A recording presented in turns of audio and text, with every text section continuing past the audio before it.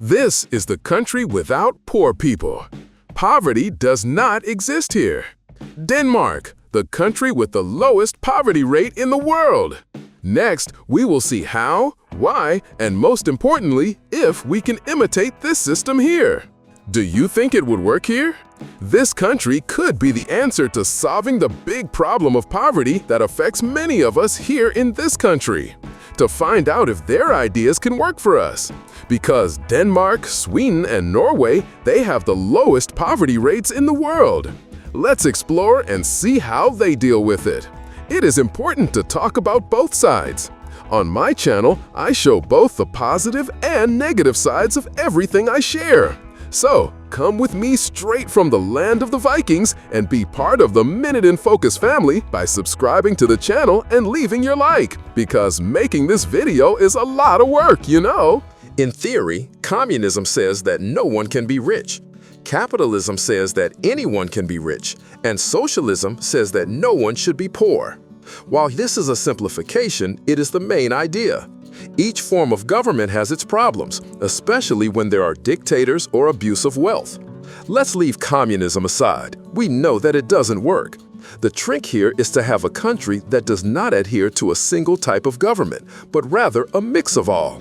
Everything that is positive in any form of government is adopted, while the negative is discarded.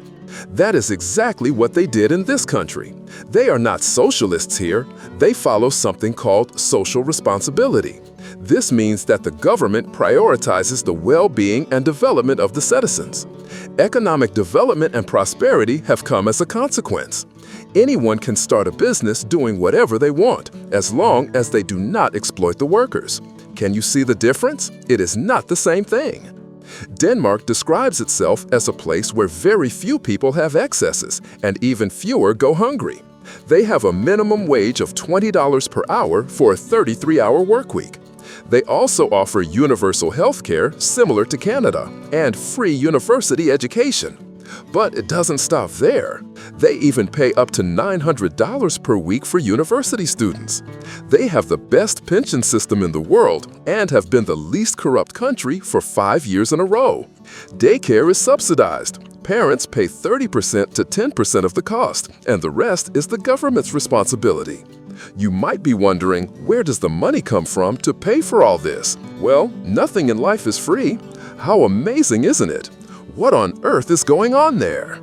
Unlike our governments, which consider poverty as something inevitable, as a permanent part of society, Denmark sees poverty as something old-fashioned, something that belongs to the past and doesn't need to exist today. The country maintains its economic growth, infrastructure development, and a free market, but it does not do so at the expense of exploiting a lower class. This means that this lower class does not need to exist. Maslow's pyramid describes human needs in different levels. At the bottom are basic needs such as air, water, sleep, clothing, shelter, and reproduction. If these needs are not met, it is difficult to focus on the higher levels. Next come personal security needs such as employment, resources, health, and avoiding crime. Then come social needs such as love, friendship, intimacy, family, and acceptance. Next are self-esteem, respect, status, and recognition. At the top is self-actualization, the desire to become the best version of oneself. Danish society, with its comprehensive social services, focuses on meeting basic needs, allowing people to focus on developing their full potential. This means that by having basic needs met, people can focus on reaching higher levels in the pyramid. Instead of worrying about the essentials, the average Dane can focus on developing his or her full potential.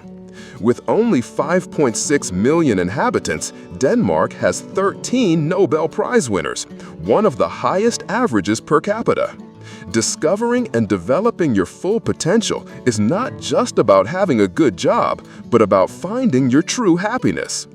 In Brazil, at least in the region where I come from, success is usually measured only by monthly income and university education, or by the car you own. But now it's different. True success should be measured by your physical and mental health.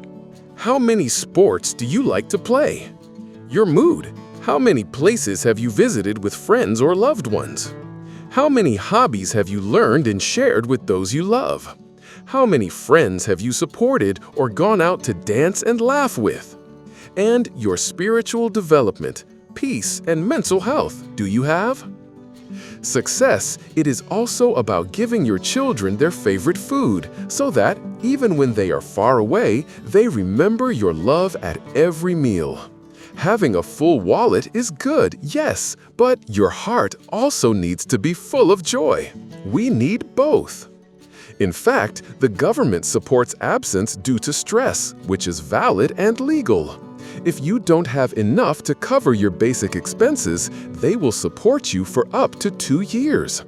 This contrasts with online advertisements looking for stress-free employees. However, there is a risk that we cannot ignore: laziness. Some people may abuse it if they receive help. A system like this can only work if there is a strong culture of ethics and honest work throughout the population. Without it, it doesn't work. Now the question is, would this work here? The answer lies with each individual.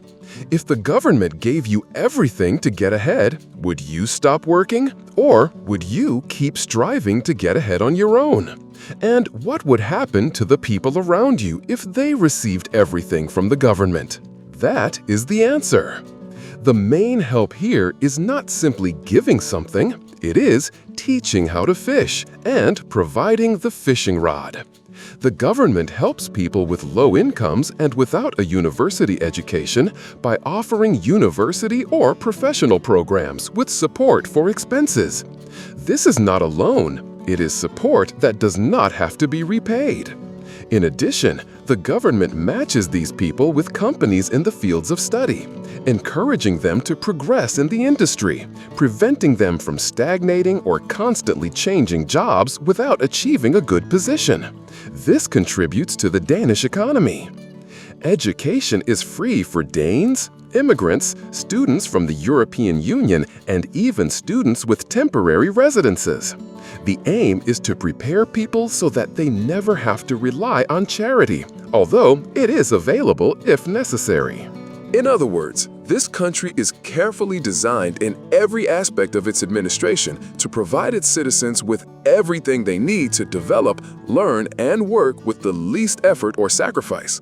Surprisingly, when citizens are ready, the government encourages them to reduce their working hours, suggesting that they spend more time with their families. It is one of the rare countries where the government itself encourages people to work less. This is unusual elsewhere, but here it seems to be because it is one of the least corrupt countries. This is due to the great freedom of the press, an independent judicial system, and a high standard of integrity and honesty for both public servants and business owners, whether small or large. During my stay here and in the conversations I had, I realized that the average Dane believes in the strong responsibility of each person to work and pay taxes. They value contributing to the pension of the elderly, training the young, caring for the sick, and supporting newly arrived immigrants. If someone is unemployed, they receive support for up to 2 years, but they also ensure that they are looking for work or training. The approach is a combination of support without encouraging laziness. In Denmark, both the business owner and the cleaner can travel to work together by bus, bike, or walk. Social classes coexist without stigma or insult for having friends or close relationships with people of lower income, unlike in Latin America, where there is often an insatiable and ridiculous quest to visually display differences in financial status. I noticed that there are more bicycles than cars, especially on the commute to work. I remember once in elementary school, someone tried to insult me by saying, "Oh, that guy comes by bike." However, here, even high-income Danish professionals choose this option. On the main arteries of the city, there are several exclusive lanes for pedestrians and bicycles. And look, I learned a word in Danish, hygge, which means the feeling when you do what you love with the people you love, which in Portuguese, coziness, can be translated as coziness, but its meaning goes much further than that. In English, there is no specific word for it. The closest thing I can think of is a feeling of comfort. Although there is no translation into Portuguese, hygge can be attributed to the meaning of well-being. And the other word, ib tenthroigig, which means that no one is better than anyone else. It is like an unofficial law in the Danish mentality and culture, which dictates that you should not feel more valuable or more intelligent than anyone else, regardless of their origin, economic status, or appearance. Whew! It seems like this is the best place in the world, the best country there is. Is it really? But what is the downside of this whole scenario that I just presented to you? Unfortunately, we don't have any more time in this video, but we will explore that in the next one. And if the video is already finished, it might be showing on the screen now. Oh, I am super curious to know who are the loyal subscribers of the channel and who stay until the end. Leave a comment with the word Denmark so I can get to know you better. Stay tuned. I'll see you in the next video and see you later.